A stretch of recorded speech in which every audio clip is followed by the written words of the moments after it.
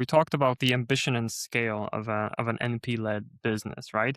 Because I think a lot of NPs come into this just trying to kind of replace their salary. But you told me an interesting story of what's actually possible. That you could take this kind of business and actually turn it into a multi-million dollar business. So what do you think? What's stopping nurse practitioners from thinking in that way? And could we paint a picture of what's actually possible? What I've noticed is I think a lot of NPs come to the idea of practice ownership with a particular goal, right? They may Uh-huh. be moving away from something which might be the discomfort of feeling overworked or working a lot of hours, or they want to make more money. And coming to practice ownership with that goal, they may have a goal of just replacing their salary from their full-time job or being able to cut back to part-time hours, right? And I think that maybe not a lot of NPs know what is possible there. I know several NPs who have owned practices that have scaled up to multi-million dollar operations. Some are selling to bigger practice buyers. Some are getting